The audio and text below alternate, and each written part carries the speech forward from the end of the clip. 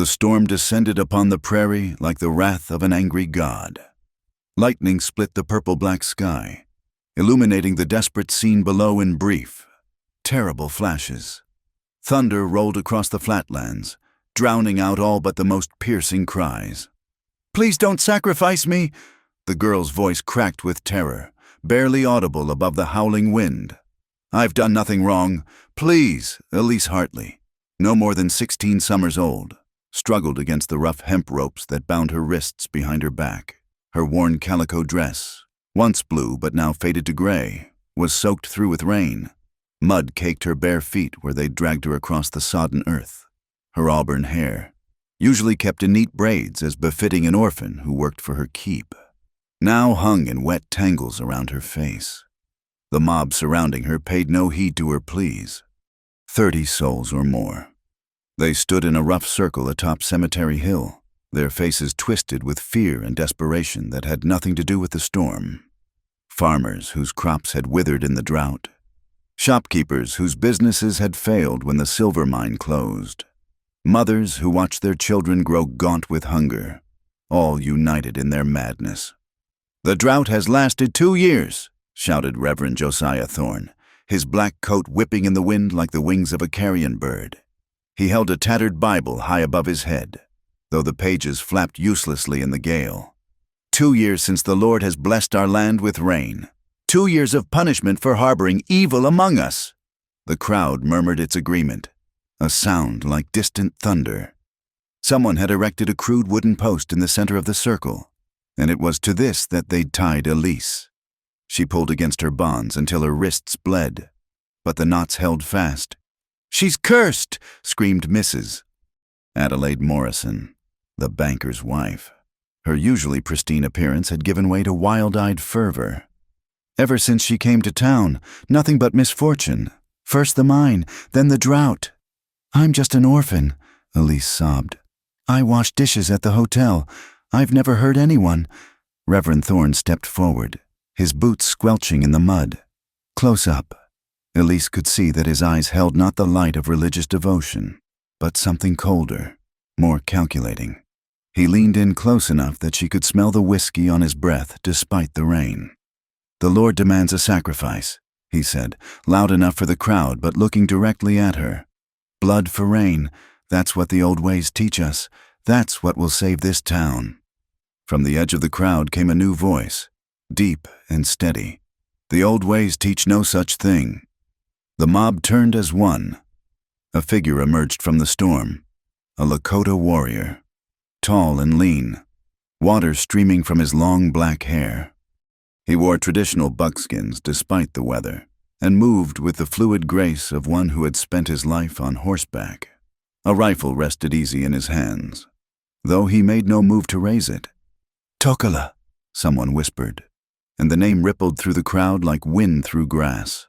The warrior they called Tokala, Fox in the Lakota tongue, surveyed the scene with dark eyes that had seen too much sorrow. The loss of his wife and child to settler diseases 2 winters past had carved deep lines in his face, though he was not yet 30 summers old. "You speak of old ways. Holy man," Tokala said, his English careful but clear. "My people have lived on these lands since before your grandfathers were born. We have seen many droughts. Never once did we spill innocent blood to bring rain." Reverend Thorne's face flushed red. "Get back to your reservation, heathen. This is a matter for Christian folks." "Christian?" Tokala's voice held quiet contempt. "I have read your holy book. Your Christ spoke of mercy, of protecting the innocent. Where's that teaching now?" Deputy Samuel Pike shifted nervously, his hand moving to his holster. The deputy was a thin man with the hollow look of someone carrying too many debts and too few principles. "Now, Tokala, you'd best move along. This ain't your concern. When men prepare to murder a child for rain, it becomes everyone's concern." The word murder sent a ripple of unease through the crowd. Some of the townspeople began to look uncertain, glancing between the bound girl and the reverend. "It's not murder," Thorne roared. "It's divine justice. This girl is tainted. Her mother was a witch. Everyone knows it. Bad blood breeds bad blood." "My mother was a school teacher," Elise cried out. "She died of fever when I was 8. How is that witchcraft? But the mob was beyond reason. The drought had broken their spirits, poverty had crushed their souls, and fear had poisoned their minds. They needed someone to blame, and a friendless orphan girl made an easy target. Tokala took a step forward. Several men raised their weapons. "You would threaten me for speaking truth," the warrior asked. "Look at yourselves. Look at what you've become. You came to this land seeking freedom and prosperity. Now you huddle like frightened animals, ready to sacrifice your own young." "She's not our own," spat Jake Coulter. "The blacksmith. His forge had been cold for months. She's nobody, no family, no connections. If the Lord wants a sacrifice, the Lord wants no such thing." Tokala interrupted. "But there are men who benefit from your fear, men who whisper poison in your ears while calculating their profit." His gaze fixed on Reverend Thorn, and something passed between them, an understanding that this was about more than drought or superstition. Thunder crashed overhead, so loud it seemed to shake the earth. In that moment of distraction, Tokala moved. Fast as his namesake, he sprinted toward the post where Elise was tied. Deputy Pike fumbled for his gun, but the warrior was already past him. "Stop him," Thorn commanded. But the storm had reached its peak. Rain began to fall, not the gentle shower they'd prayed for, but a violent deluge that turned the hilltop into a sea of mud. Men slipped and cursed, unable to see more than a few feet in the downpour. Tokala reached Elise and sliced through her bonds with a knife that appeared in his hand like magic. She collapsed against him, her legs too weak from fear to hold her. "Can you run?" he asked urgently. She nodded, though she wasn't sure it was true. "Then run. Stay close." They plunged into the storm together, the Lakota warrior and the orphan girl, while behind them the mob roared its fury. Gunshots cracked through the rain, but the darkness and deluge made aim impossible. Reverend Thorn stood in the center of the chaos, rain plastering his gray hair to his skull. His careful plans were unraveling, but his face showed no panic, only cold calculation. He turned to Deputy Pike, who was trying to organize a pursuit. "Find them," he ordered. "The girl especially. She's more important than any of these fools realize." Pike wiped rain from his face. "Reverend, maybe we should." "Find them," Thorn repeated, his voice sharp as a blade. "Or would you prefer I tell certain people in Denver about your debts, about what you've already done to pay them?" The deputy's face went white. He nodded quickly and began shouting orders to the scattered mob. Meanwhile, Tokala and Elise ran through the storm, sliding down the muddy hillside toward the creek that marked the edge of town. The girl's bare feet found little purchase on the slick ground, but each time she stumbled, the warrior's strong hand steadied her. They reached the swollen creek just as lightning illuminated the landscape. The water, usually ankle-deep, now rushed past at knee height, carrying branches and debris from upstream. "We must cross," Tokala said. "They will bring dogs." Elise looked at the dark water with terror, but the sound of pursuit was growing closer. She nodded. They plunged into the current together. The cold hit Elise like a physical blow, stealing her breath. The water tugged at her legs, trying to sweep her downstream, but Tokala's grip never faltered. Step by step, they fought their way across. On the far bank, they collapsed momentarily, gasping. Elise's whole body shook, from cold, from fear, from the impossible reality that she was still alive. "Why?" she managed to ask. "Why did you save me?" Tokala studied her for a moment. "Because I have seen what happens when good people do nothing. My wife, my daughter." His voice caught. "I could not save them from the sickness your people brought, but I could save you from the madness your people created." Behind them, torches appeared on the opposite bank. The mob had found their trail. "Come," Tokala said, rising. "The night is long, and we have far to go." As they disappeared into the wind-lashed prairie, Elise cast one last look back at the town she'd called home for 8 years.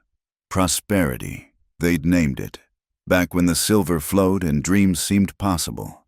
Now it was just another dying town on the frontier, poisoned by greed and fear. But there was something else she'd seen in Reverend Thorne's eyes, something that frightened her more than the mob's bloodlust. He hadn't looked disappointed when Tokala freed her. He'd looked like a man whose real plan was just beginning. The town of Prosperity lay dying under the merciless sun. Main Street, once bustling with miners and merchants, now stretched empty save for dust devils spinning between abandoned storefronts. Paint peeled from buildings like diseased skin. The Grand Hotel's windows stared blindly, half of them boarded up. Even the saloon, that last bastion of frontier optimism, opened only 3 nights a week. Deputy Samuel Pike stood on the jailhouse porch, watching tumbleweeds roll past. His badge felt heavier each day, weighted down by compromises and debts that gnawed at him like hungry rats. The morning after the failed sacrifice, he could still hear the Reverend's threats echoing in his skull. "Deputy," the voice made him flinch. Reverend Josiah Thorne emerged from the shadows between buildings. Despite the blazing noon sun, the man had an uncanny ability to appear without warning, like a spider materializing in its web. Today he wore his usual black coat despite the heat, and his gray eyes held the cold calculation of a snake sizing up prey. "Reverend," Pike acknowledged, his mouth dry. "Have you found them?" "The trail went cold at Skeleton Creek. That Indian, Tokala, he knows the land too well." Thorne's thin lips pressed together. "That Indian has interfered with God's will, and you've allowed it." "Now wait just a minute." "No, Deputy, you wait." Thorne stepped closer, and Pike caught a whiff of something that wasn't quite cologne, wasn't quite decay. "Let me remind you of certain facts. You owe Mr. Morrison at the bank $600, a sum impossible to repay on a deputy's wages. Yet your debt hasn't been called in. Curious, wouldn't you say?" Pike's hand instinctively moved toward his gun, then dropped. They both knew he wouldn't draw. "What do you want?" "What I've always wanted. Progress. Prosperity." Thorne gazed down Main Street as if seeing something beyond the desolation. "The railroad needs water rights to continue their line through here. The Hartley property sits on the last reliable water source for 50 miles. "The Hartley property? You mean old Sarah Hartley's place? But she died years ago." Pike's eyes widened with understanding. "The girl?" "Elise." Finally, a spark of intelligence. "Yes, Deputy, sweet little Elise is Sarah Hartley's daughter, the sole heir to 40 acres of prime riverside land." "But she doesn't know?" "Of course she doesn't know. She was 8 when her mother died. The property's been tied up in territorial paperwork ever since. But once she's gone..." Thorne spread his hands. "A tragic death during a drought-maddened riot. No heirs. The land reverts to the town, and the town council, guided by their spiritual advisor, sells it to the railroad." Pike felt sick. "That's why you stirred up talk of sacrifice. You never believed in what I believe in is opportunity." Thorne's voice turned sharp. "The drought provided fear. Fear provided cover. If those fools needed a blood ritual to justify their actions, so be it. But the rain came anyway. A fortunate coincidence, though I doubt it will last." Thorne adjusted his coat. "The Southwestern Railroad Company has invested too much to let one girl and one savage Indian derail their plans. They've sent their own man, Captain Morrison, Adelaide's nephew. As it happens, he arrives on tomorrow's stage with a dozen mercenaries." Pike thought of Elise's terrified face, her desperate pleas. She'd washed dishes at the Grand Hotel for years. Always polite, always working. Just a girl trying to survive. Find her before Morrison does. Thorne continued. "Debt is preferable, but missing works too. Do this, and your debts vanish. Fail." He didn't need to finish. After the Reverend left, Pike stood alone in the sweltering heat. Down the street, old Martha Perkins swept her store's entrance with mechanical persistence, though no customers would come. In the distance, a crow called, that harsh herald of death that followed the frontier like a shadow. Meanwhile, in the parched hills north of town, another drama unfolded. The Whispering Rocks Formation had sheltered travelers since before white men came to this land. Now it hid 2 fugitives who still bore mud from last night's storm. Tokala crouched at the entrance, scanning the horizon. Behind him, Elise huddled against the cool stone, her dress torn and feet bleeding from their flight. "Why did they want to kill me?" she asked, breaking the silence that had stretched between them through the night. The warrior didn't turn. Fear makes people dangerous. Desperation makes them cruel. But Reverend Thorne always spoke so kindly to me before. He said I reminded him of his departed daughter. Men like him have no daughters, only opportunities. Elise pulled her knees to her chest. Everything she'd believed about prosperity, about the people who'd grudgingly tolerated her presence, was crumbling like the town itself. "Your English is very good," she said, needing to talk about something, anything else. "The mission school." His voice carried old bitterness. "They said learning white ways would help my people. Instead, it helped me understand how your people think when they want our land." "I'm sorry. You did not steal anything." "No, but—" She struggled for words. "My mother used to teach at the Indian school, before I was born. She said it was wrong, taking children from their families. She quit when she married my father." Tokala finally turned, studying her with those dark, sad eyes. "Sarah Hartley was your mother. You knew her. She taught my sister, one of the few whites who saw us as people, not problems to solve." He paused. "Your mother owned land by the river. Good land. We lived in town. I don't remember any land." "What do you remember of her death?"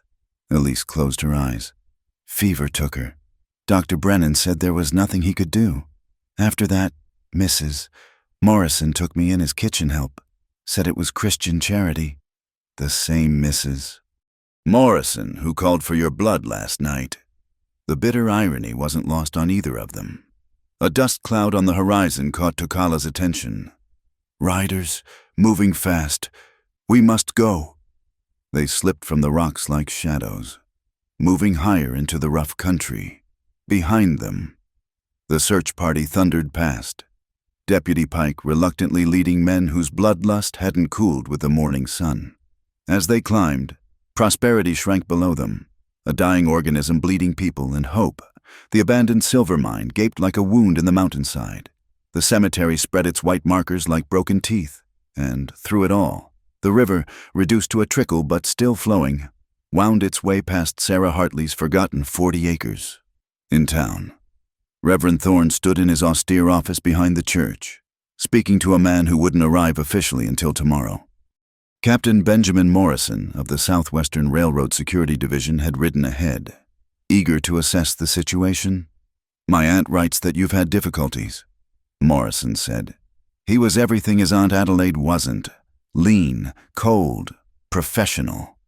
Twin Colts rode his hips, and his eyes held the flat consideration of a man who'd killed for money and slept soundly after minor setbacks. Thorne assured him, "The girl will be found." "She better be. The company has contracts to fulfill. That spur line must go through, and it must have water.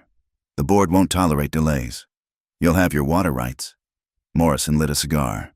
"I've brought 12 good men, former soldiers, Indian fighters. We'll scour every rock and crevice until we find your orphan girl." "And the Indian?" "Indians die all the time out here. No one asks questions." Thorne smiled his thin smile. "God works in mysterious ways." "God's got nothing to do with it. Reverend, this is business." Morrison stood to leave. "One thing puzzles me. Why all the theater? Why not just forge the deed?"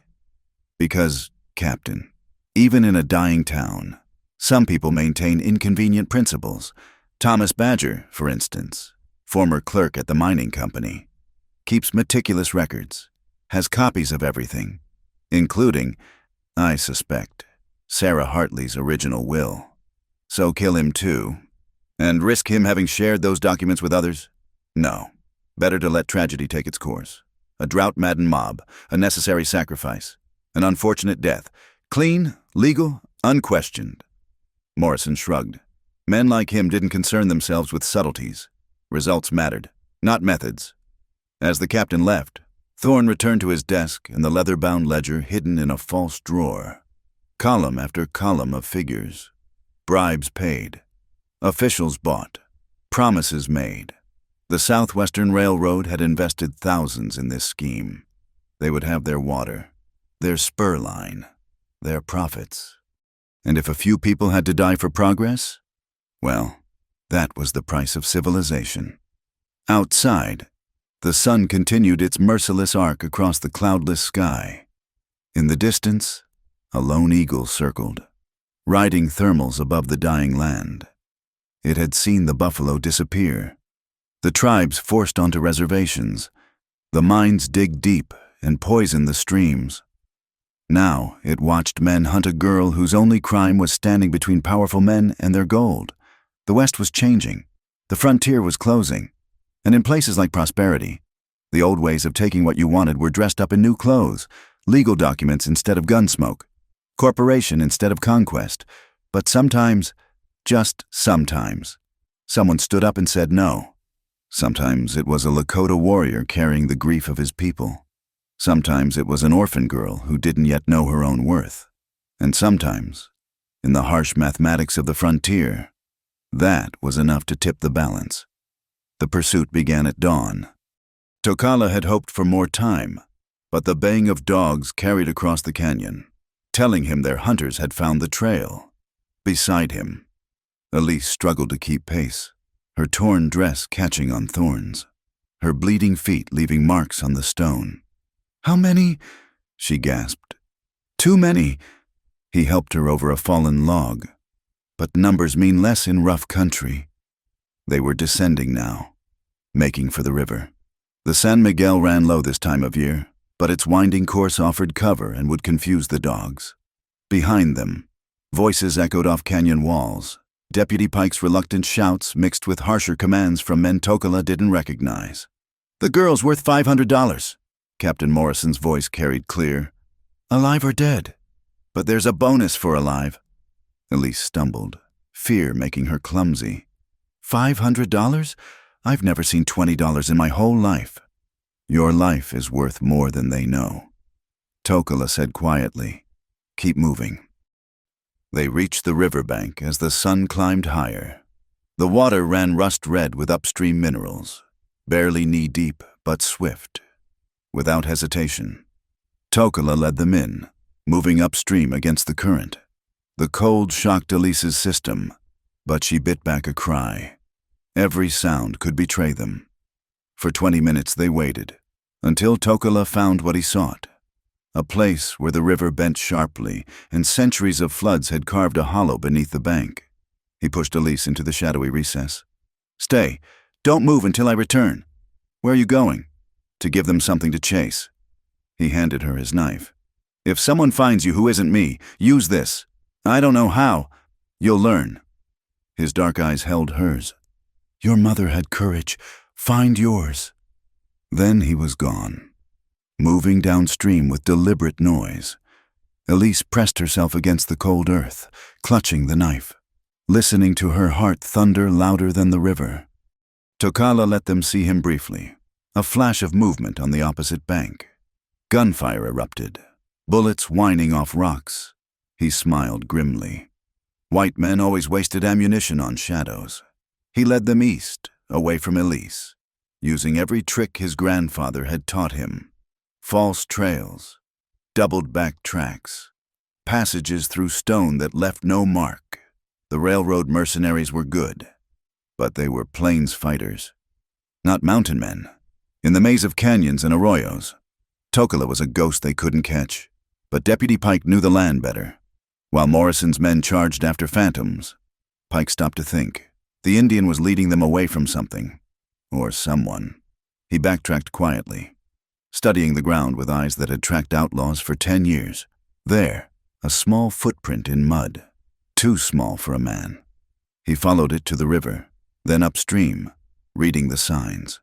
When he found the hollow beneath the bank, Elise was ready. She lunged with the knife, a wild, desperate strike. Pike caught her wrist easily, but gently. "Easy, girl, easy." He kept his voice low. "I'm not here to hurt you." "Liar!" She struggled against his grip. "You were there! You let them tie me up!" "I know. God help me, I know." His weathered face showed genuine anguish. "But I can't let them kill you. Not for him. Not for money." Something in his voice made her stop fighting. "Then let me go." "I can't do that either. Morrison's men will shoot you on sight now. And Thorne," he shuddered, "you don't know what he's capable of." "Then what?" Pike made a decision that would haunt him. "I'm taking you in, alive, publicly. Too many witnesses for them to kill you outright. Maybe it'll buy time to figure something out. They'll find another way. You know they will. Maybe, but it's better than a bullet in the back out here." He helped her from the hollow, noting how light she was. Underfed, overworked, just a child, really. "Can you walk?" She nodded, defeated. The fight had gone out of her with the realization that even attempted mercy came twisted in this harsh land. They hadn't gone 50 yards when Tokola materialized from the rocks above, his rifle centered on Pike's chest. "Let her go." "Can't do that. Tokala." Pike didn't reach for his gun. "You know I can't." "Then you'll die." "Maybe. But then Morrison's boys will hear the shot. They'll be here in minutes. You might escape. But can she?" It was a standoff written in the brutal arithmetic of the frontier. Tokola could kill Pike, but the sound would doom them all. Pike could call for help, but Tokala would drop him before he drew breath. Elise broke the deadlock. "Don't," she said to Tokola. He's trying to help, I think." "There is no help from men like him. Please." She stood between them, small and fierce, despite her exhaustion. "I won't have anyone else die for me. Not even him." Tokala's finger tightened on the trigger. Pike stood steady, accepting whatever came. Long seconds stretched taut as wire. Then, from downstream, "Found tracks! This way!" Morrison's men, closing fast. "Go!" Pike said urgently to Tokola. "Get out of here. I'll tell them you doubled back to the mountains." "Why?" The warrior's rifle didn't waver. "Because maybe I'm tired of being the kind of man who lets children die for money." Pike's voice broke. "My sister, back in Kansas. She was about Elise's age when the fever took her. I couldn't save her, but maybe." "Deputy Pike," Morrison's voice. "Closer now." "Report." Tokola made his choice. He lowered the rifle and locked eyes with Elise. "Be strong. This isn't over." Then he vanished into the landscape like smoke, leaving Pike and Elise alone as the mercenaries crashed through the brush.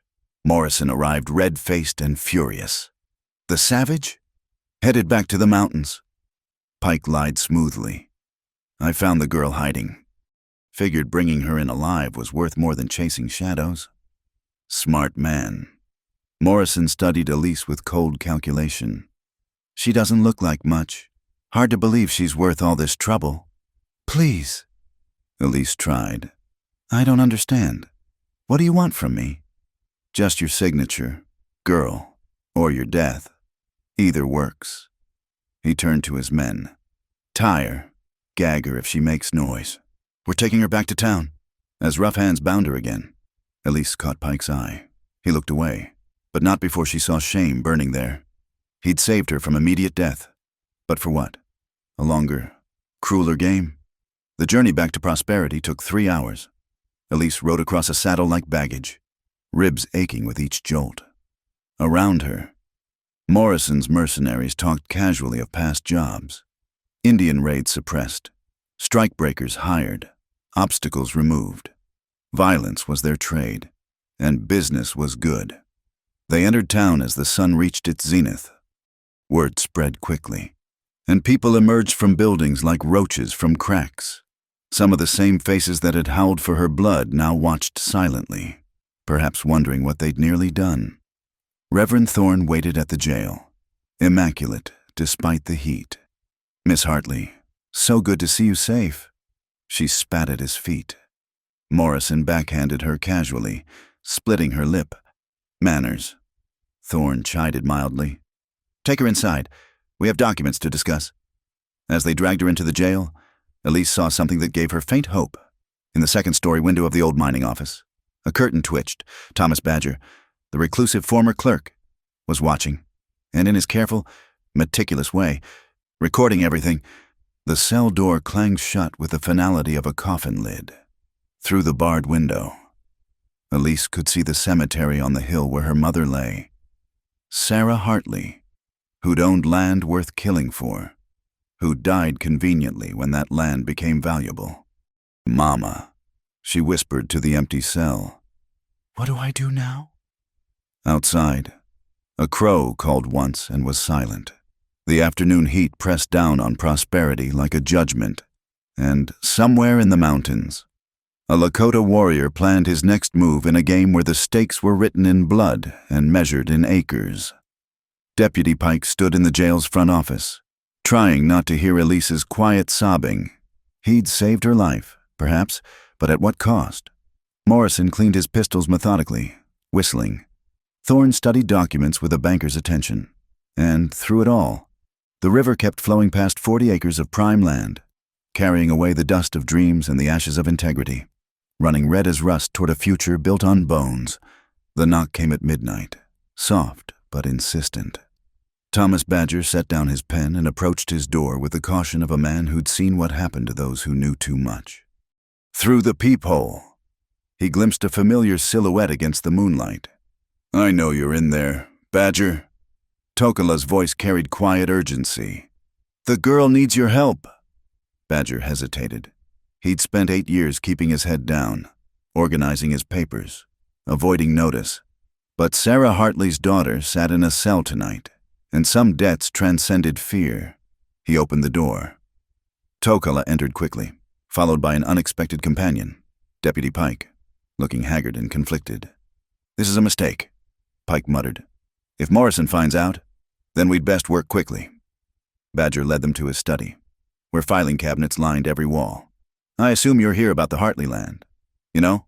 Tokala asked. "I know everything that happened in this town worth documenting." Badger's thin fingers pulled out a specific drawer.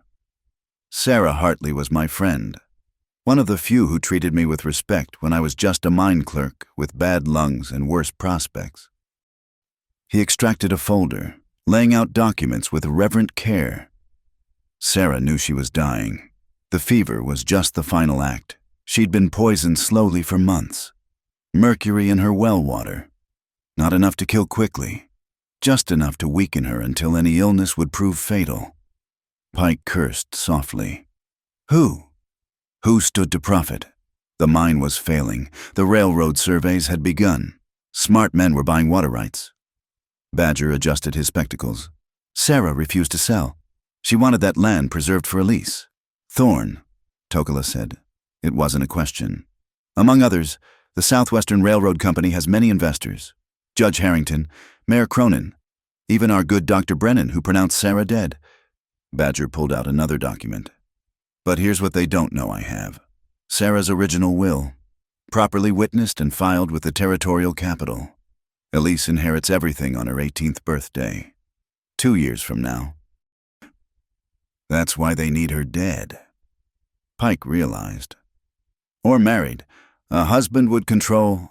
No. Badger smiled thinly. Sarah was too smart for that.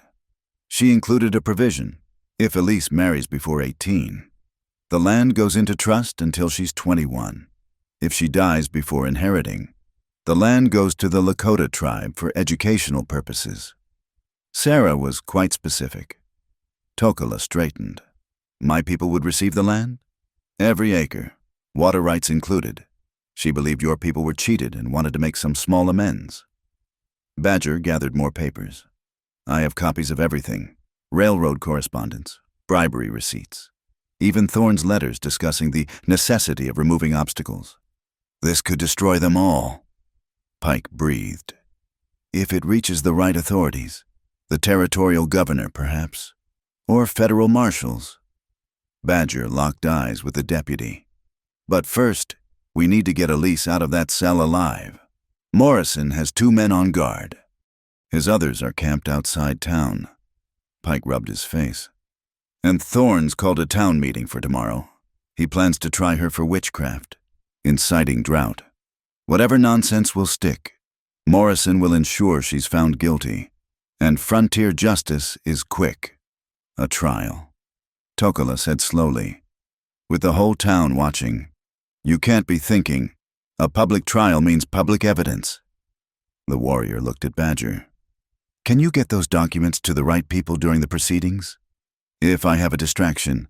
Yes, but Thorn controls the narrative. He'll have planted witnesses, fabricated evidence. Then we give him what he doesn't expect. Tokala turned to Pike. You'll arrest me tonight. Bring me in as Elise's accomplice. That's suicide. Morrison will shoot you trying to escape. Not if you make it public. Not if the whole town knows you've captured the savage who helped her. Tokala's smile was sharp. They want a show? We'll give them one they won't forget. Badger cleared his throat. There's one more thing. Sarah left something else. Something she said Elise would need when the time came. He retrieved a small wooden box. Inside lay a locket and a sealed letter. She made me promise to give these to Elise on her 16th birthday. That was 3 months ago. But with Elise in custody, what's in the letter? Pike asked. I never opened it, but Sarah said it contained the truth that would set her daughter free. They spent the next hour planning. Badger would send trusted riders to Fort Laramie with copies of evidence. Pike would arrest Tokala publicly at dawn, and during the chaos of the trial, they would somehow get Sarah's letter to Elise. It was a desperate plan, full of holes. But on the frontier, desperate plans were often all you had. As Tokala prepared to leave, Badger stopped him. Why risk your life for a white girl? Your people have suffered enough. The warrior's eyes held depths of sadness. Because hate is a circle, someone must break it.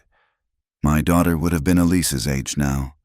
Perhaps saving one child honors the memory of another. Pike accompanied Tokala to the edge of town, where they staged a convincing capture. The deputies' shouts brought witnesses, ensuring word would spread. By sunrise, all of Prosperity would know that the infamous Tokala was in chains. In her cell, Elise woke to commotion. Through her window, she saw them bringing Tokala in. Their eyes met across the dusty street, and he gave an almost imperceptible nod. She didn't understand the plan, but she understood the message. Be ready. Reverend Thorn received the news with satisfaction that barely concealed his irritation. Both of them. How convenient, though I'd have preferred the Indian dead. Harder to explain a death with so many witnesses, Morrison pointed out. This works better. We try them together. The girl corrupted by the savage. The town will demand justice. Justice. Thorn tasted the word like wine. Yes, tomorrow. Prosperity will see justice done. He didn't notice the shadow at his window, Badger, moving through the night like a ghost, distributing packages to carefully chosen allies. The newspaper editor who'd been fired for asking too many questions. The school teacher whose husband died in a suspicious mine accident. The Mexican shopkeeper whose brother was cheated out of his claim.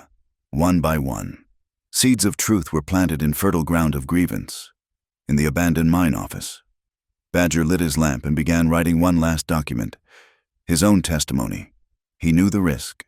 Men who challenged power often disappeared. But Sarah Hartley had been kind to him when kindness was rare, and her daughter deserved better than a shallow grave. As he wrote, he remembered Sarah's words from years ago. Truth is like water. Thomas, it always finds a way through, no matter how deep you bury it. Through his window, he could see the jail where 2 innocent souls waited for a mockery of justice. Beyond that, the river flowed past 40 acres of land that had already cost lives and would likely cost more. But perhaps, just perhaps, truth would flow faster than blood. The desert stars wheeled overhead, indifferent to human schemes. In a few hours, the sun would rise on what might be Prosperity's last day of living with its lies intact. The vultures were already gathering, some with feathers, some with law degrees, all sensing that death was coming to feed them. In her cell, Elise clutched her mother's Bible and tried to remember prayers. In his cell, Tokala sang quietly in Lakota, a warrior's song his grandfather had taught him. And in homes throughout the dying town, people tossed in uneasy sleep. knowing that tomorrow would bring a reckoning. Thomas Badger sealed the last envelope as dawn touched the eastern sky. Everything was in place. The evidence was distributed. The truth was armed and ready. Now all they needed was for someone, anyone, in Prosperity to remember what justice actually looked like. He thought of Sarah Hartley, dead these 8 years, and whispered, "We're trying. Sarah, God help us. We're trying." Outside, a rooster crowed, announcing the day that would determine whether a town founded on dreams of prosperity would finally face the nightmare of its own making. The trial had barely begun when the first explosion shook Prosperity. The old mine shaft on Cemetery Hill erupted in flame and smoke, sending debris raining down on the makeshift courthouse. In the chaos that followed, Thomas Badger slipped through the crowd, pressing evidence into specific hands before melting away. "Railroad demolition crews," Morrison snarled, recognizing the signature of professional work. "Someone's trying to destroy the mineral survey record stored there." Reverend Thorne maintained his composure from the judge's bench, Mayor Cronin being conveniently absent. "A distraction won't save the accused. Continue the proceedings."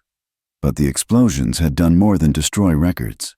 They'd opened old mining tunnels that connected to newer excavations, tunnels that certain parties had used to move mercury and other poisons into Sarah Hartley's well 8 years ago. As the trial resumed, a second blast echoed from Skeleton Ridge. Morrison's men scattered, torn between guarding the prisoners and investigating the attacks. "Tokala's people," someone shouted. "The Indians are attacking?" It wasn't true, but fear spread like wildfire through the packed courthouse. Elise stood in her chains beside Tokala, watching the carefully orchestrated justice crumble. Deputy Pike shifted nervously, his hand never leaving his gun. That's when Thomas Badger made his move. Slipping through the crowd, he pressed Sarah's letter into Elise's bound hands. Their eyes met for an instant before he vanished again. "Order!" Thorne shouted. "We will have order!" A third explosion, this time from the railroad depot. Morrison cursed and gathered his remaining men. "Watch the prisoners. I'll handle this." As he left, Elise managed to unfold her mother's letter, reading quickly. "Asterisk, my dearest daughter. If you are reading this, then Thomas has kept his promise and dark times have found you. Know first that I love you more than words can say. Know second that your father was not the traveling merchant who died before your birth, as I let people believe. Your father is Samuel Pike." Elise's world tilted. She looked up at the deputy, who had gone pale as death. The letter continued. "Asterisk. We loved each other, but his family would never accept a schoolteacher wife. When I found I was carrying you, Samuel was already engaged to a banker's daughter in Denver. I released him from any obligation and created a fiction to protect us all. Samuel doesn't know you're his daughter, but I've watched him watch you grow up, seen the pain in his eyes. He's weak, Elise, but not evil. In the end, blood may call to blood. The land I leave you was purchased with my inheritance from your grandfather. Proof is in the territorial records. They cannot take what was legally bought and paid. Trust Thomas Badger. Trust the truth. And if you can, forgive your father. He never knew how to be brave until it was too late. All my love." Mother Elise's hands shook. She looked at Pike, her father, and saw the truth written in his stricken face. He'd known. Somehow, he'd known. "Continue the trial," Thorne commanded. But order was dissolving. News arrived in fragments. The explosions had revealed hidden chambers full of mercury, arsenic, evidence of systematic poisoning. Water samples from Sarah Hartley's old well, preserved by Badger's meticulous nature, matched the toxins. Then came worse news for Thorne. Riders from Fort Laramie had been spotted approaching fast, federal marshals, drawn by documents that had mysteriously arrived at dawn. "We're leaving." Morrison had returned, soot-stained and furious. "Now, the trial is over. Someone dynamited our weapons cache. Half my men are scattered or wounded." He grabbed Elise roughly. "We take the girl. Once we're clear, we force her signature or put a bullet in her. Either way, we get paid." No. Pike stepped forward, his voice steady for the first time in years. You're not taking her anywhere. Morrison's hand moved to his gun. You choosing sides. Deputy, think careful now. I've been thinking careful my whole life. It's brought me nothing but shame. Pike positioned himself between Morrison and Elise. She's my daughter. The courthouse erupted. The revelation spread like wildfire through the crowd. Thorne's face contorted with rage. This wasn't in his plans. Your bastard daughter, Morrison sneered. Changes nothing. Stand aside or the shot came from above. Morrison spun and fell, clutching his shoulder. In the gallery, Maria Santos lowered a smoking pistol, the Mexican shopkeeper's sister, whose husband had died in Morrison's employ. Hell broke loose. Morrison's remaining men opened fire. Citizens dove for cover. In the melee, Tokala snapped his chains, weakened earlier by Badger's filed key, and moved like deadly wind. A mercenary fell to his tomahawk, another to Pike's desperate shot. The tunnels! Badger appeared through the smoke. The old mine tunnels! This way! They ran, Elise, Tokala, Pike, and Badger, into the maze of passages beneath Prosperity.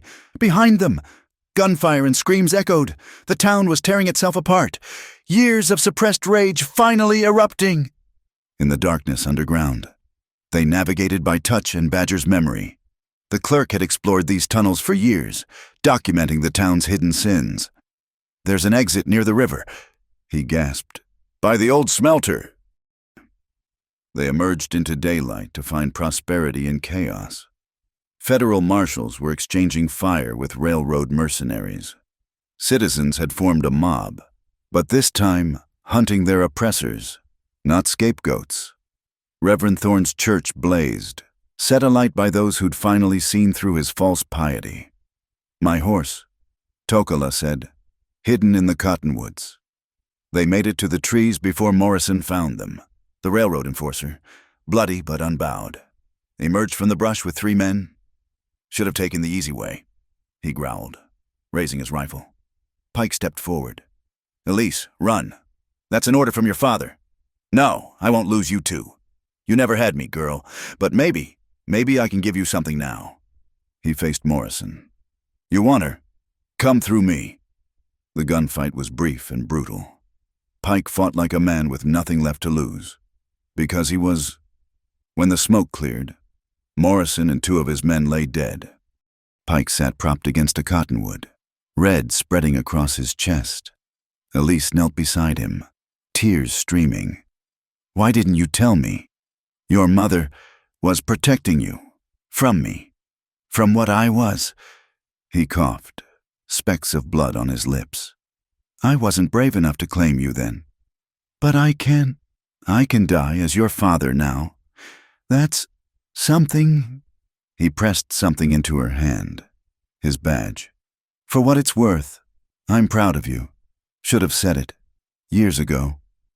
Samuel Pike died as the sun reached its zenith, finally at peace with choices that had haunted him for 16 years. They buried him by the river, on the land Sarah Hartley had bought for their daughter. As Tokala spoke words in Lakota over the grave, federal marshals rounded up what remained of Thorne's conspiracy. The Reverend himself was found in his study, dead by his own hand. His great plans in ruins, the railroad executives would face trial, the town would slowly die, its corrupt foundation finally exposed. But at that moment, by the river, there was only grief and a strange kind of grace. He was weak, Badger said quietly.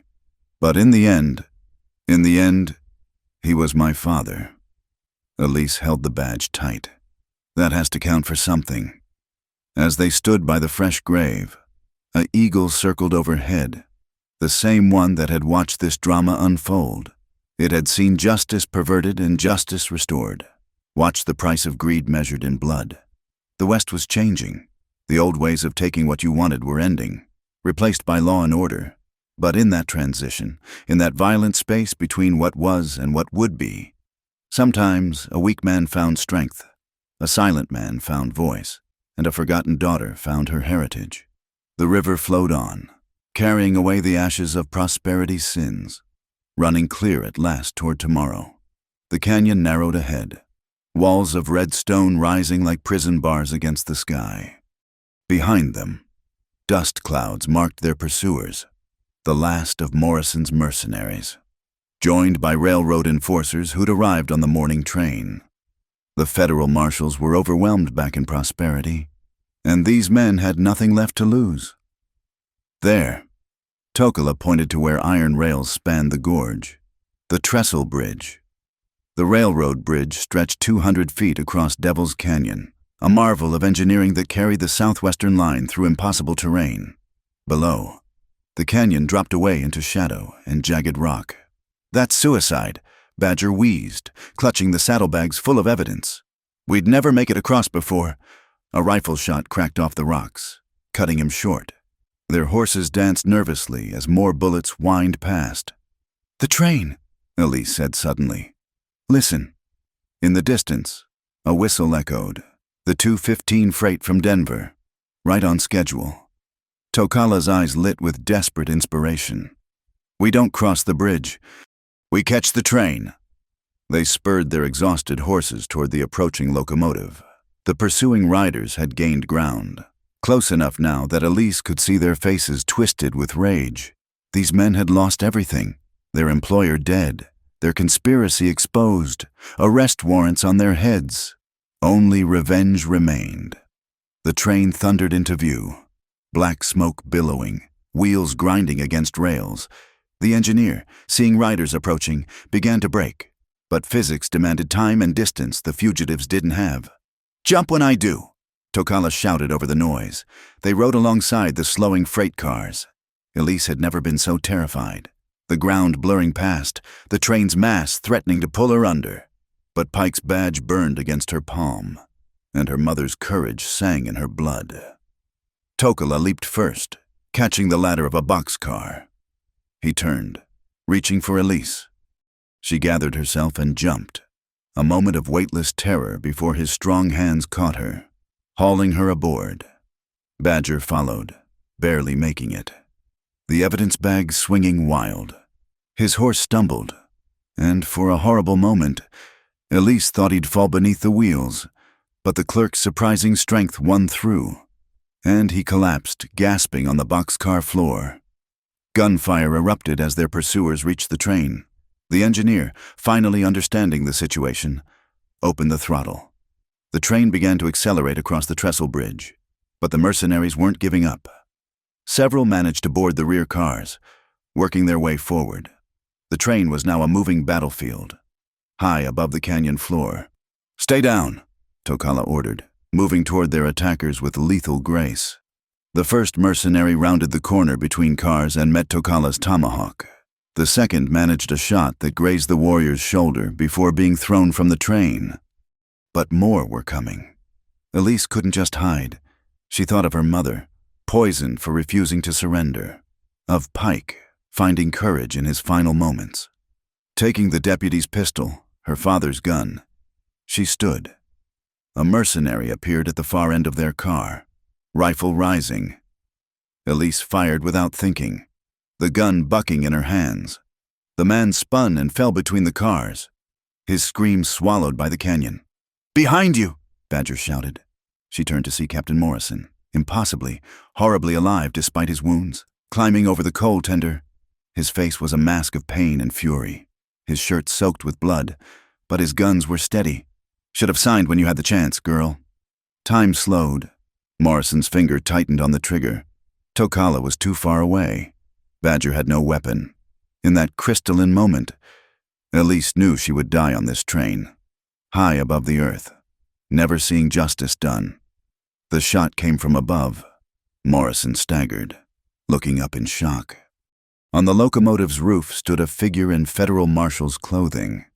A woman, her auburn hair whipping in the wind. Marshal Victoria Cross, who'd been trailing the conspiracy for months, had finally caught up. Morrison tried to raise his gun, but Elise didn't give him the chance. Her father's pistol spoke twice, and the railroad enforcer toppled backward, falling between the cars to the canyon below. The remaining mercenaries, seeing their leader fall and a federal marshal aboard, lost heart, Some jumped to their horses, fleeing back the way they'd come. Others surrendered, throwing down their weapons. As the train cleared the trestle and began the descent toward Fort Laramie, Marshal Cross climbed down to join them. "Miss Hartley, I presume? Thomas Badger? And you must be Tokola." She holstered her weapon with practiced ease. "I've been reading some very interesting documents about prosperity. Seems I arrived just in time." "How did you—" "Your friend Badger sent copies to every federal office in 3 territories. Smart man." She examined the evidence bags. "This should be more than enough to bring down what's left of the railroad's corrupt operations." Elise slumped against the boxcar wall, suddenly exhausted. It was over. Really, truly over. Her mother's murderers were dead or captured. The land was safe. Justice, long delayed, had finally arrived. "What happens now?" she asked. Marshal Cross smiled. Now you inherit what's rightfully yours. The courts will confirm your ownership of the Hartley property. The railroad will face federal charges. And prosperity, well, corrupt towns rarely survive exposure." "And us?" Badger asked nervously. "We broke several laws in the past few days. I saw citizens defending themselves against criminal conspiracy. Nothing more." The marshal's eyes twinkled. "My report will be very specific about who the real lawbreakers were." As the train rolled on through the afternoon light, Elise found herself standing with Tokola at the open boxcar door, watching the landscape flow past. The warrior's shoulder was bandaged, but his stance was relaxed for the first time since she'd met him. "Your people saved my life," she said quietly. "Pike, my father, said the land should go to your tribe if something happened to me. Maybe we can work something out.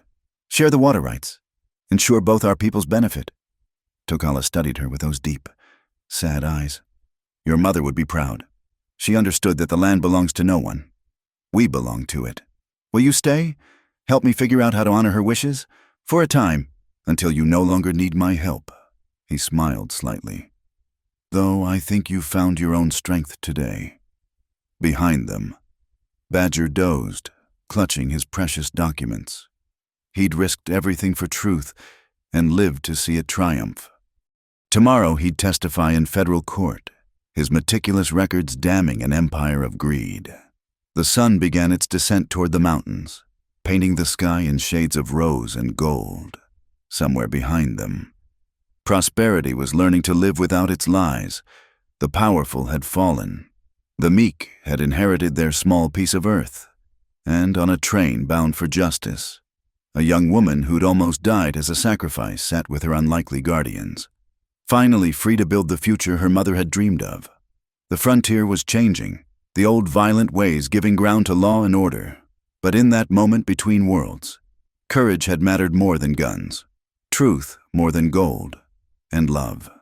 The love of a mother for her daughter, of a father for the child he'd never claimed, of strangers who became family, had proven stronger than all the greed and hate that money could buy. The whistle sang across the prairie, announcing their arrival to a new chapter. And Elise Hartley, orphan no more, was ready to write it. The federal courthouse in Cheyenne stood like a fortress of justice against the Wyoming sky. Inside, the courtroom was packed to suffocation. Newspaper reporters from as far as Chicago, railroad executives sweating in their starched collars, and common folk who'd traveled days to witness the mighty fall. Elise sat in the witness chair, no longer the frightened girl who'd been dragged to Cemetery Hill. She wore a simple black dress that had belonged to her mother, and her father's badge was pinned close to her heart. When she spoke, her voice carried clear and strong. "They killed my mother slowly, with poison, because she wouldn't sell her land. When that wasn't enough, they tried to murder me as a sacrifice, using drought and desperation to turn good people into a mob." The prosecutor, a sharp-eyed man named Harrison Watts, guided her through the evidence. Document by document, Thomas Badger's meticulous records painted a picture of corruption that reached from prosperity's dust to Denver's halls of power. "Objection," the railroad's attorney, Cornelius Ashford, rose like a well-fed vulture. "These documents could have been forged. By whom?" Judge Solomon Pierce's voice cut like a blade. "The dead Reverend, the deceased Captain Morrison. Your clients had best pray forgery is not added to their charges." The judge was known for his fairness and his intolerance of corruption. The railroad had tried to bribe him and failed. Marshal Cross had made sure of that. When Badger took the stand, he transformed from a nervous clerk into an avenging angel of accounting. Every transaction, every bribe, every forged document, he'd tracked them all. "The Southwestern Railroad Company," he stated, adjusting his spectacles, "systematically poisoned water sources to force sales. When that failed, they incited violence through Reverend Thorne, who was promised significant compensation and political position." "Lies!" shouted Horace Blackwood, the railroad's regional director. From the defendant's table, "That girl's nothing but a fortune-hunting orphan." Judge Pierce's gavel cracked like a gunshot. "Mr. Blackwood, you'll have your chance to speak. Continue, Mr. Badger." The clerk produced a letter in Blackwood's own hand, discussing removing the Hartley obstacle by any means necessary. The courtroom erupted. Order was barely maintained as evidence mounted like snowdrifts in a blizzard. Then came Tokola's testimony. The Lakota warrior entered with dignity, ignoring the whispers and stares. Through a translator, though his English was perfect, he spoke of watching the town's descent into madness, of saving Elise not as Indian or white, but as human beings should. "Your Honor," Ashford tried one last gambit. "Surely we cannot accept the testimony of a savage." "Mr. Ashford." Judge Pierce's voice could have frozen flame. "The only savagery I've seen in this case came from so-called civilized men. This witness has shown more honor than your clients could buy with all their gold. Continue, Tokola." The warrior spoke of the land's history, of promises broken and waters poisoned. When he finished, even hardened reporters were wiping their eyes. The defense's case crumbled like drought-struck earth. Witness after witness recanted, admitting they'd been bribed or threatened. Mrs. Adelaide Morrison, widow of the late captain, broke down completely, confessing her husband's role in exchange for leniency. On the trial's third day, Marshal Victoria Cross presented her investigation's findings. The conspiracy reached 7 states, involving 3 railroad companies, numerous territorial officials, and a network of enforcers like Morrison. "This was not mere corruption," she concluded. "This was organized warfare against citizens who stood in the way of profit." When the verdict came, it fell like thunder. Guilty on all counts. The railroad executives sat stunned as sentences were pronounced. Prison terms that would see them die behind bars. Fines that would bankrupt their companies. Restitution to victims that would take generations to pay. But the real drama came during sentencing's final phase. "Miss Hartley," Judge Pierce addressed Elise directly, "the court confirms your full inheritance of the Hartley property, including all water and mineral rights. Furthermore, given the conspiracy against you, the court awards punitive damages of $50,000 to be paid by the Southwestern Railroad Company." Gasps echoed through the courtroom. It was a fortune, enough to build a town, or save one. Elise stood slowly. "Your Honor, I have a request." "Proceed." "The money, I don't want it for myself alone. Prosperity is dying because of what these men did. Good people were driven to desperation. I request the court establish a trust, half for the town's restoration, half for the Lakota tribe whose lands were stolen to build the railroad." The judge's eyes softened. "The court finds this request fitting and just. So ordered." As the gavel fell for the final time, the courtroom exploded. Reporters rushed to file stories that would shake boardrooms across the nation. The railroad executives were led away in chains, their empire in ruins, outside, in the crisp autumn air. Elise stood with her unlikely family, Tokala, Badger, and Marshal Cross. Prosperity's survivors gathered around them, some weeping, some cheering, all changed by what they'd witnessed. "What now?" Badger asked, still clutching his papers as if he couldn't quite believe it was over. "Now we go home," Elise said, surprising herself with the word. "We have a town to rebuild." "And bridges to build," Tokola added quietly. Between peoples who have been enemies too long. Marshall Cross tipped her hat. I'll be checking in regularly. The government has interest in seeing this work. Prosperity could become a model for cooperation instead of corruption. As they prepared to leave, an elderly Lakota woman approached. She spoke rapidly to Tokala, who translated with growing emotion. She says she knew your mother. Sarah Hartley taught her grandchildren, treated them with respect when others wouldn't. She says, his voice caught. She says your mother's spirit can rest now. Justice has been done. That night, in a Cheyenne hotel, Elise finally allowed herself to cry, not from fear or grief, but from the overwhelming weight of victory. She'd stood against an empire and won, not alone, but with the help of those who chose justice over safety, truth over profit. She pulled out her mother's locket and her father's badge, holding both close. Sarah Hartley and Samuel Pike, flawed people who'd loved imperfectly but truly. Their daughter would honor both their memories by building something better. Tomorrow, she'd return to prosperity. There would be challenges, rebuilding trust, sharing resources, healing wounds that ran generations deep. But tonight, she was simply a young woman who'd found her strength in the crucible of injustice and emerged unbroken. The West was changing. The age of taking what you wanted by force was ending, replaced by something more complex but more hopeful.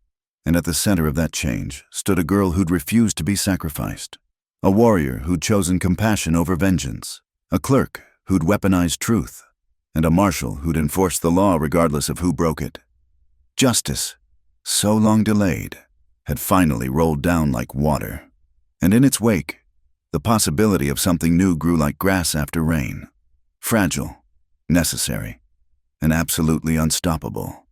5 years had passed since the trial that shook the frontier. The bridge spanning the San Miguel River bore a simple bronze plaque, Pike's Crossing, in memory of those who found courage.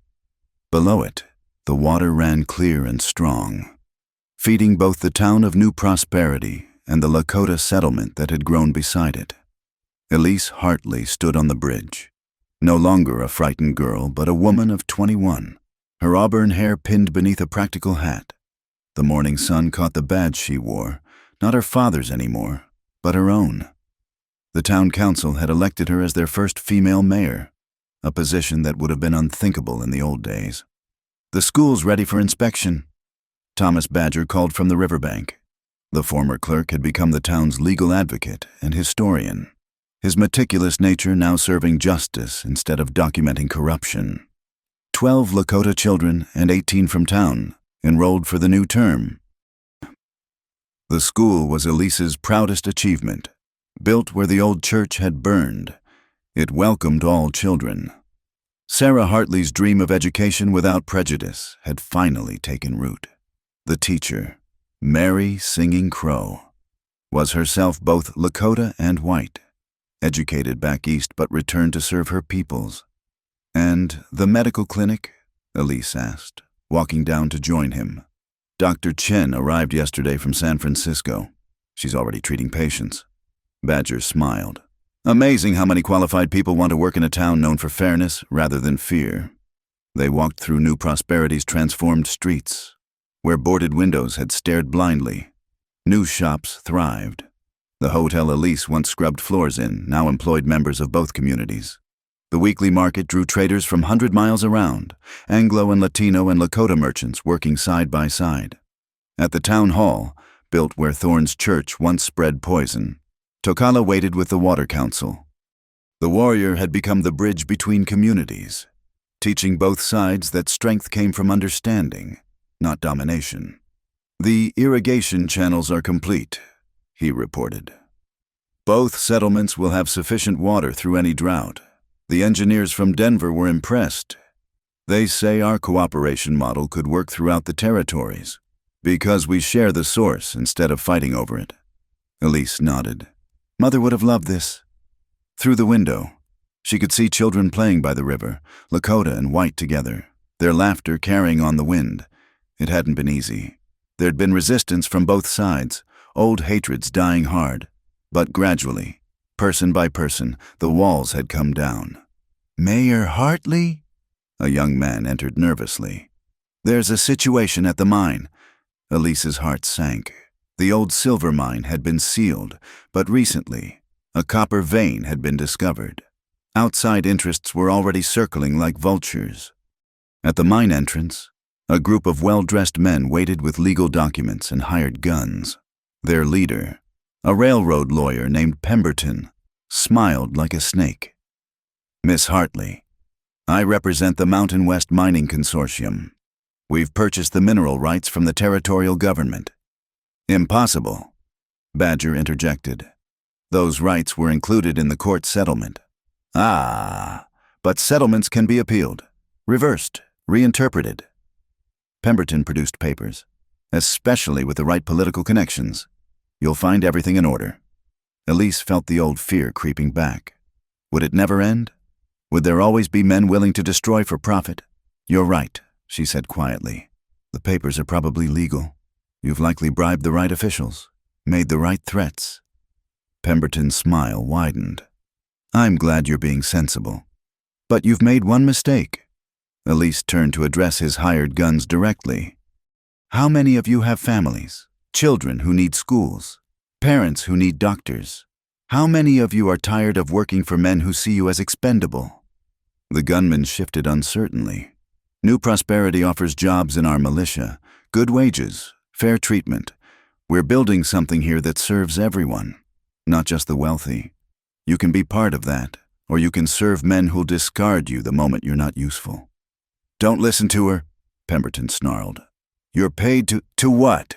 Tokola stepped from behind the rocks, accompanied by 30 armed men, Lakota warriors and town militia standing together. To fight your own people for another man's greed. The standoff stretched taut. Then one of Pemberton's men, a grizzled veteran named Cole, lowered his rifle. I fought in the war to end slavery, he said quietly. Didn't survive Gettysburg to become a slave to money. He looked at his companions. The lady's right. I've got grandchildren. Want them to grow up in a place with hope. One by one, the hired guns stepped back. Pemberton went purple with rage, but he was now outnumbered and outmaneuvered. This isn't over, he spat.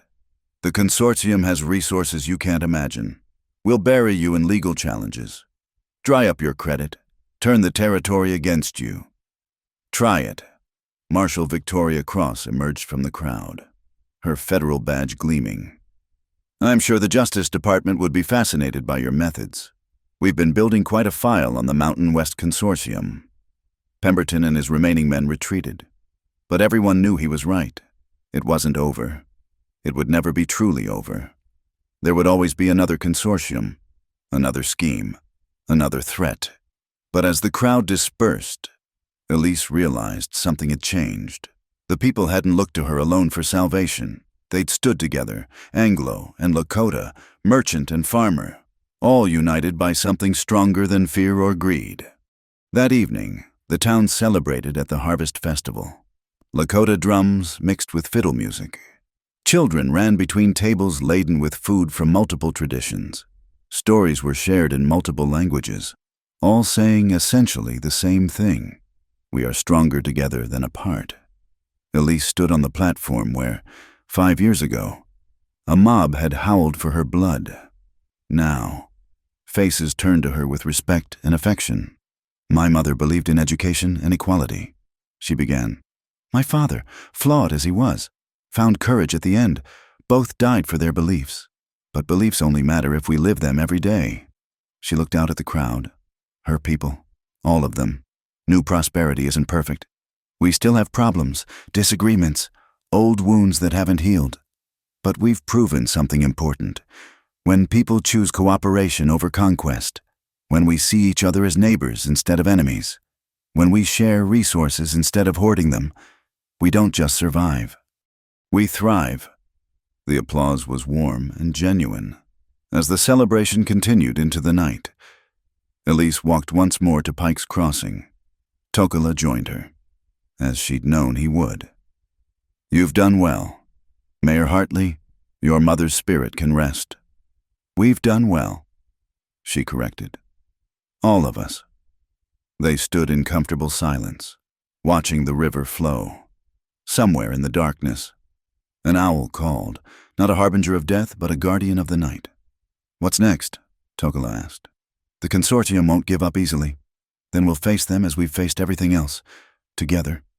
She touched the badge on her chest, then the locket at her throat. "Mother wrote that truth is like water, always finding a way through. We are that water now, all of us flowing together." The stars wheeled overhead, the same stars that had watched drought and suffering, murder and redemption. Now they shone on something rarer than gold in the Old West, a community that had chosen justice over judgment, hope over hatred. Elise opened her mother's locket one last time, looking at the faded photograph within. Sarah Hartley gazed back, forever young, forever hopeful. "We found the way, Mama," she whispered. "We found the way."